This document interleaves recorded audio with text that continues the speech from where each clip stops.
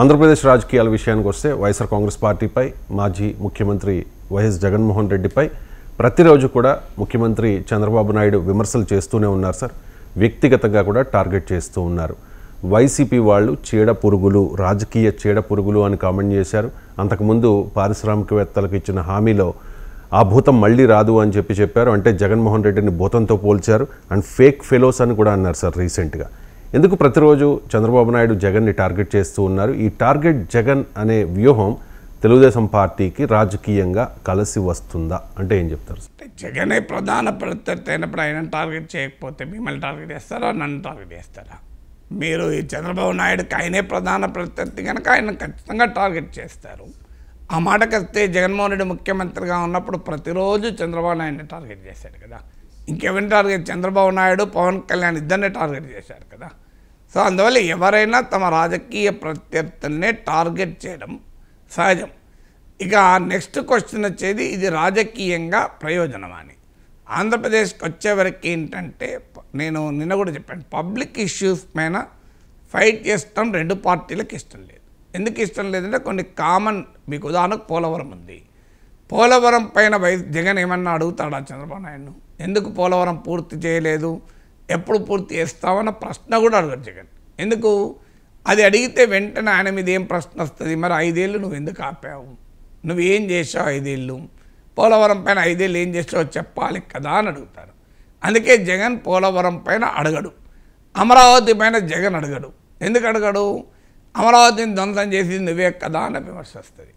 So అందువల్ల జగన్మోహన్ రెడ్డి పథకాలు అమలు చేయలేదని చంద్రబాబు నాయుడు అడగడు.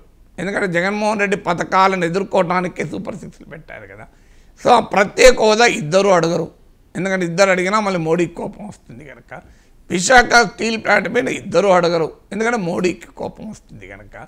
సో అందువల్ల ఇద్దరి మధ్య అడగటానికి పబ్లిక్ ఇష్యూస్ స్పేస్ తగ్గిపోయింది. అందుకే ఒకరినొకరు తీవ్రమైన భాషలో మాట్లాడుకోవడం అనేది ఒక రాజకీయ ఆనవాయితీగా ఆంధ్రప్రదేశ్లో మారింది. అది ఇవాళ కొత్తగా మొదలైంది కాదు. ఇది ఎంతవరకు ఉపయోగపడుతుంది? లా ఆఫ్ డిమినిషింగ్ రిటర్న్స్ అంటారు ఎకనామిక్స్లో. అంటే ఒక దశ దాటితే ఒకే అంశం పైన నీకు రేట్ ఆఫ్ రిటర్న్ తగ్గిపోతుంది. ఇప్పుడు మీరు ఏదైనా ఒక అంశము ఫస్ట్ టైం చెప్పారనుకోండి, మీకు చాలా ఇంట్రెస్టింగ్గా వింటారు. అది రెండోసారి రిపీట్ చేశారనుకోండి, కాస్త ఇంట్రెస్ట్ తగ్గుతుంది. మూడోసారి రిపీట్ చేశారనుకో, ఇంకా ఇంట్రెస్ట్ తగ్గుతుంది. నాలుగోసారి రిపీట్ చేశారనుకో, ఇంతకా ఎన్నిసార్లు చెప్తావా అని చికాకు పడతారు. ఇది సింపుల్ కదా, మన మానవ సహజం కదా. మీకు ఆకలితో ఉన్నప్పుడు మొదటి ఇడ్లీ చాలా టేస్టీగా ఉంటుంది, రెండో ఇడ్లీ టేస్ట్ తగ్గుతుంది, 6వ ఇడ్లీ 7వ ఇడ్లీ అంటే వామిటింగ్ అవుతుంది. 7 ఇడ్లీ అంటే కొంతమందికి ఇంట్రెస్టింగ్ ఉండొచ్చు, పోనీ 12వ ఇడ్లీ అనుకుందాం, వామిటింగ్ అవుతుందా కదా. సో ఏదైనా లా ఆఫ్ డిమినిషింగ్ రిటర్న్స్ అంటారు దీన్ని. అంటే నీకు మొదటి ఇడ్లీ ఇంట్రెస్టింగ్గా తిన్నావు గనక, మొదటి స్వీట్ ఇంట్రెస్టింగ్గా తిన్నావు గనక, మొదటి మిర్చి బజ్జీ ఇంట్రెస్ట్ తిన్నావు కనుక 12వ 15వ మిర్చి బజ్జీ తినలేవు. ఇది కూడా హ్యూమన్ కన్జంప్షన్కి ఉండే క్యారెక్టర్ అది. సో ఇక్కడ కూడా రోజు చీడ పురుగులు, ఫేక్ ఫెలోస్, భూతాలు, ప్రేతాలు ఇలా రోజు అటాక్ చేస్తే ఒక 15 రోజులుగా సింగయ్య కారు కింద చంపాడు, సేమ్ వొకాబులరీ, సేమ్ అటాక్. ఇది ఎంత మేరకు పొలిటికల్ రిటర్న్స్ ఇస్తున్నది క్వశ్చనబులే. ఎందుకంటే బియాండ్ అ పాయింట్ రాజకీయంగా అది కౌంటర్ ప్రొడక్టివ్ కూడా అయ్యే ప్రమాదం ఉంది. మీరు చరిత్రలో చూడండి, మీకు ఎవరైతే విపరీతంగా టార్గెట్ చేయబడ్డారో వారు పొలిటికల్గా బలపడ్డ ఉదాహరణలు కూడా ఉన్నాయి. మీరు నరేంద్ర మోడీ, డొనాల్డ్ ట్రంప్, కేసీఆర్ ప్రత్యర్థులు విపరీతంగా అటాక్ చేశారు.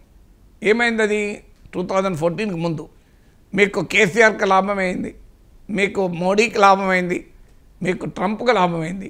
అంటే బియాండ్ ద పాయింట్ మీకు ఎప్పుడు కూడా ఒక వ్యక్తిని పదే టార్గెట్ చేస్తే ఆ వ్యక్తి పైన ఎక్కడో ఒక చోట సానుభూతి పెరిగే ప్రమాదం కూడా ఉంటుంది తెలుగుదేశానికి. ఎందుకంటే యూ మేడ్ మీ పాపులర్ అన్న సిద్ధాంతం వస్తుంది. యూ మేడ్ మీ పాపులర్ అంటే అతను ప్రజలు ఇగ్నోర్ చేస్తున్నా, నువ్వు రోజు గుర్తు చేస్తూ జగన్ మళ్ళీ రాడంటావు. జగన్ మాట తీయకుండా చంద్రబాబు నాయుడు ఒకరోజు నిద్రపోలేడు. జగన్ లేడు, ఇక జగన్ ఎక్కడిది, 11 సీట్ల పరిమితమయ్యాడు. నెక్స్ట్ టైం అయితే ఒకటి కూడా రాదు. అసలు ఇక ఆ భూతం రాదు, భూస్థాపితం అయిపోయింది అని నేను చెప్తున్నా అంటారు. మళ్ళీ ఎవ్రీ డే జగన్ను తిట్టకుండా ఆ 2 ఛానల్లో ఆ 2 పత్రికల్లో వార్తలు ఉండవు, చర్చలు ఉండవు. ఇక చంద్రబాబును తిట్టకుండా ఆ ఒక్క పత్రికలో ఆ ఒక్క టీవీలో ఎలాగో వార్తలు ఉండవు.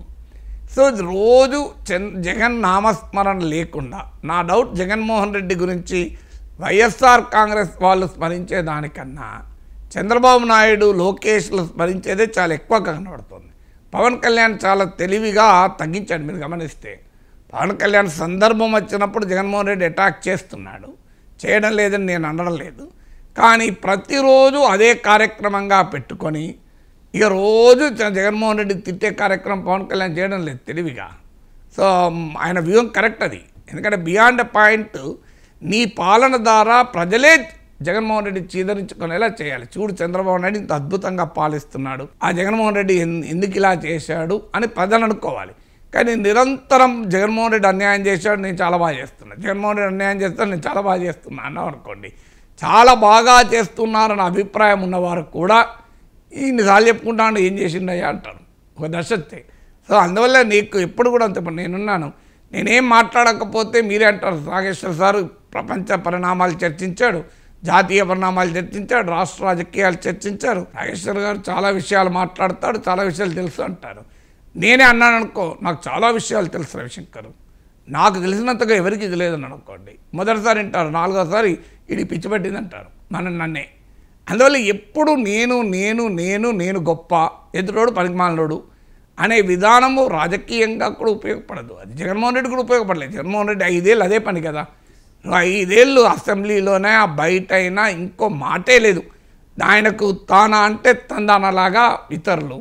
మీరు ప్రతిరోజు ఒకవేళ ఏదైనా ఒకరోజు జగన్మోహన్ రెడ్డి మిస్ అయితే అంబటి రాంబాబు, మీ కొడాలి నాని, పేర్ని నాని వీళ్ళు అనుకోరు.